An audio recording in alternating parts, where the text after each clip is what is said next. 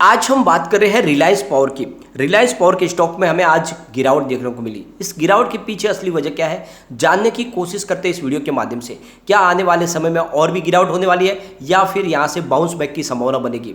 वैसे तो ये आपको पता ही होगा कि रिलायंस पावर अनिल धीरूभाई अंबानी ग्रुप की कंपनी है, जो ऑलरेडी सारी की सारी कंपनियां डूब रही है, नीलाम हो रही है।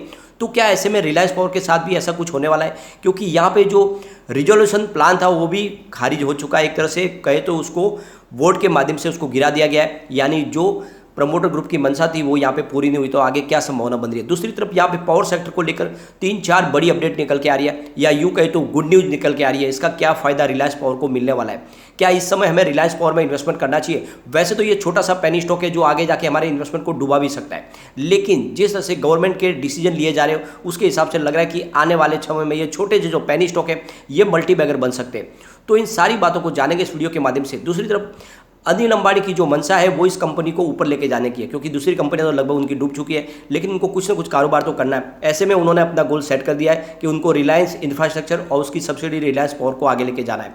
तो क्या वाकई में ये कंपनी आगे जा सकती है? आने वाले समय में क्या आपका इन्वेस्टमेंट कई गुना बढ़ सकता है? तो यहाँ पे बहुत सारी अपडेट है जिनको एक एक करके डिस्कस करेंगे। लेकिन फ्रेंड, उससे पहले अगर आप पहली बार हमारे चैनल पे आए तो चैनल को सब्सक्राइब कर दीजिए, एक बेल आइकॉन दबा दीजिए ताकि जब भी नया वीडियो बने पहला नोटिफिकेशन आपको मिले। वीडियो पसंद आए तो लाइक शेयर जरूर कीजिए। चलो फ्रेंड्स, वीडियो स्टार्ट करते हैं। मैं हूँ आपका दोस्त एस.बी. दवे और हमारे अपने चैनल ऑनलाइन कमाई में आपका बहुत बहुत स्वागत है। सबसे पहले आज के ट्रेडिंग को डिस्कस कर लेते हैं। स्टॉक ओपन हुआ 11.40 पर, लो बना 11.10 का और हाई है 11.45 का। अंत में 11.25 पर क्लोजिंग रही, जहाँ पे 0.88% की गिरावट थी। अब ये जो गिरावट, इसके पीछे जो असली वजह वो ये है कि आज निफ्टी एनर्जी में ही गिरावट थी। पावर सेक्टर में काफ़ी ज़्यादा गिरावट देखने को मिले। पिछले 2-3 दिन से दबाव बना हुआ है। आज निफ्टी एनर्जी 24,079 के स्तर पर क्लोजिंग दी है, जहाँ पे 149 पॉइंट की गिरावट थी, यानी 0.62% की गिरावट थी। और इसकी वजह से आज हमें रिलायंस पावर में भी गिरावट देखने को मिली। यहाँ पे जो बड़ी अपडेट निकल के आ रही है उसके हिसाब से रिलायंस पावर के मैनेजमेंट ने जो एसेट मोनेटाइजेशन रिजोल्यूशन प्लान रखा था वो एजीएम में गिर गया है। जो सैटरडे को एजीएम हुई थी उसमें शेयर होल्डर ने यहाँ पे इसके फेवर में 72% वोटिंग की है, लेकिन इसके जो अगेंस्ट थे वो 28% थे।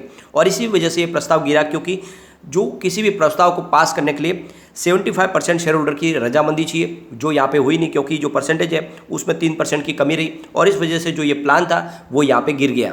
इससे पहले इंस्टीट्यूशनल इन्वेस्टर एडवाइजरी की तरफ से शेयर होल्डर से कहा गया था कि आप इसके प्रस्ताव के फेवर में फैसला न दें, और ये जो कंपनी के जो ये डिफ़ॉल्ट किया गया है, ये लोन है, इसको क्लियरिटी आना चाहिए कंपनी की तरफ से। इसमें बहुत सारे जो मामले हैं जो पेच फंसे हुए हैं, और इस वजह से इस प्रस्ताव को पास नहीं किया जाना चाहिए। और ये जो रिजल्ट है अभी भी जो है इसमें बहुत सारे अभी भी नुक्स दिख रहे हैं, और इसीलिए यहाँ पे इसको रोका गया है। और ये जो एसेट मोनेटाइजेशन का जो प्लान था यहाँ पे गिर गया है। रिलायंस पावर के जो मेन लैंडर्स है उसमें एक्सिस बैंक, यस बैंक और स्टेट बैंक ऑफ इंडिया है। ये मेन है, और बाकी भी दूसरी बैंक है जिन्होंने रिलायंस पावर को कर्ज देके रखा हुआ है।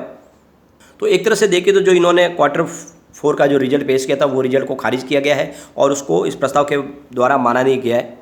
लेकिन यहाँ पे जो सतीश सेठ जो नॉन इंडिपेंडेंट डायरेक्टर्स है उनकी अपॉइंटमेंट को फाइनल कर दिया गया है, उसको वोट के माध्यम से उस प्रस्ताव को पास किया गया है।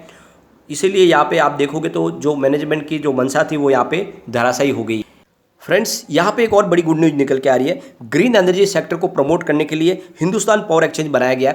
ये तीसरा पावर एक्सचेंज है, और इसके माध्यम से ग्रीन सर्टिफिकेट दिए जाएंगे, और ये जो एक्सचेंज है इसमें ग्रीन एनर्जी के ऊपर ही कामकाज होगा। तो आप देख सकते हो कि एक नई शुरुआत की गई है, और ट्रायल बेसिस पे इसकी आज शुरुआत भी की गई है, और आने वाले समय में यहाँ पे इसमें कामकाज आगे बढ़ेगा। ये जो एक्सचेंज बनाया गया इसमें जो सपोर्ट रहा है वो है promoted by BSE, PTC India and ICICI bank. तो हिंदुस्तान पावर एक्सचेंज बनाया गया है, और ये ग्रीन सर्टिफिकेट प्रोवाइड करेगा। तो आप देख सकते हो कि गवर्नमेंट ने एक नया पावर एक्सचेंज शुरू कर दिया है। इससे पहले 2 एक्सचेंज ऑलरेडी है, जिसमें इंडियन एनर्जी एक्सचेंज और पावर एक्सचेंज ऑफ इंडिया। अब ये तीसरा पावर एक्सचेंज होगा जो ग्रीन एनर्जी के सेक्टर के लिए, यानी रिन्यूएबल एनर्जी का जो कारोबार करती हुई कंपनियां के लिए रहेगा।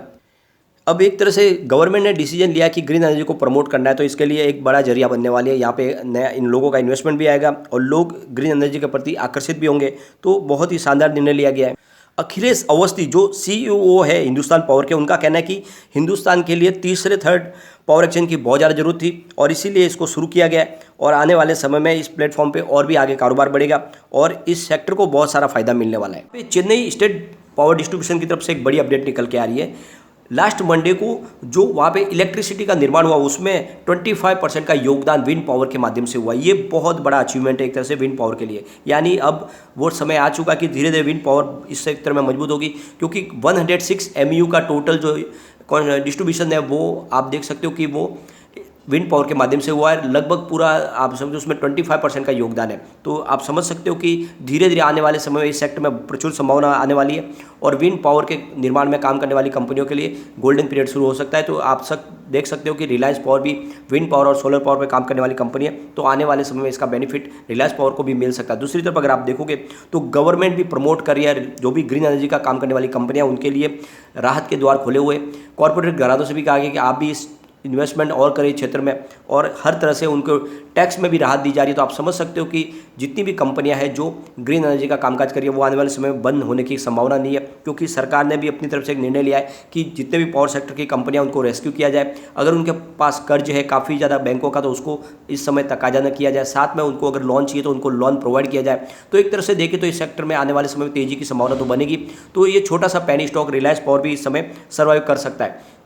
अगर हम कंपनी के प्रमोटर ग्रुप के नज़रिए से देखें तब तो यहाँ पे निवेश के बारे में कोई हम राय दे ही नहीं सकते, क्योंकि फिलहाल अनिल अंबानी के नज़रिए के हिसाब से तो कंपनी हमें काफ़ी वीक लग रही है। लेकिन जिस तरह से गवर्नमेंट की तरफ से हेल्प निकल के आ रही है पावर सेक्टर के लिए, उसके हिसाब से यहाँ पे निवेश का जरिया बनता है। क्योंकि आप देखोगे तो जिस तरह से अपना गोल सेट किया सरकार ने कि 2030 तक 500 गीगावाट का इंस्टॉलेशन ग्रीन एनर्जी के माध्यम से होना है, और इसीलिए वो पूरी कोशिश कर रहे हैं कि जितना हो सके हेल्प किया जाए। दूसरी तरफ जो नीति आयोग की रिपोर्ट कहती है कि 2030 तक कोल डिमांड पीक पर होगी, तो जितने थर्मल पावर प्लांट है उनको भी प्रमोट किया जा रहा है, जितने नए थर्मल पावर प्लांट के लिए परमिशन भी दी जा रही है। तो ऐसे में ये दोनों सेक्टर चलने वाले हैं।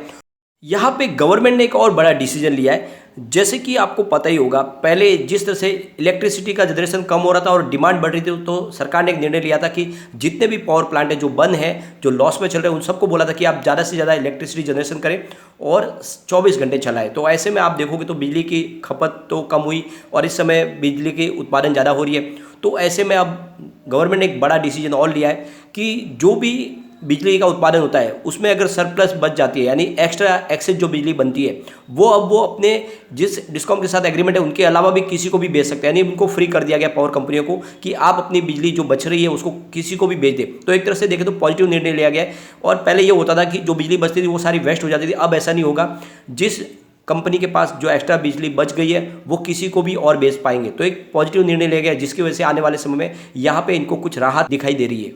तो इसमें आप निवेश कर सकते हैं, लेकिन बहुत ही लिमिटेड मात्रा में करें, क्योंकि यहाँ पे इन्वेस्टमेंट डूबने की भी उतनी संभावना है, क्योंकि ये बहुत ही कंपनी रिस्की है। लेकिन अच्छी बात यह है कि कम्युनिटी सेंटिमेंट स्टॉक के साथ बना हुआ है। 93% बाई की कॉल है, 7% सेल की कॉल है। इसका मतलब 100 में से 93% लोग इसको लेना पसंद कर रहे हैं। एक बार इस पिवट लेवल को भी एक बार चेक कर लेते हैं तो यहाँ से और गिरावट होती है। तो 11.18 का फर्स्ट सपोर्ट है, ये सपोर्ट टूटा तो 11.02 तक स्टॉक जा सकता है। जो तीसरा सपोर्ट निकल गया वो 10.73 का, यानी बहुत बड़ी गिरावट है तो 10 तक स्टॉक जा सकता है। लेकिन वैसे इसमें अप मूव दिख रहा है तो पॉजिटिव माहौल बना। तो 11.63 का फर्स्ट रेजिस्टेंस है, इसको पार कर लिया तो फिर 11.92 तक स्टॉक जा सकता है और वहां तक पहुंच गया फिर 12.08 तक भी जा सकता है, यानी 12 को पार कर सकता है। तो इस समय आप थोड़ा सा निवेश करें, रिस्की स्टॉक बहुत ज्यादा है, लेकिन आने वाले समय हो सकता है कि आपके लिए मल्टीबैगर साबित हो। लेकिन फ्रेंड, कोई भी इन्वेस्टमेंट करने से पहले अपने फाइनेंशियल एडवाइजर से वीडियो ले ले या अपना खुद का रिसर्च करें, क्योंकि मैंने वीडियो आपके एजुकेशनल पर्पज के लिए ही बनाया। वीडियो पसंद आए तो लाइक से जरूर कीजिए और चैनल को सब्सक्राइब कर दीजिए। Thank you friend.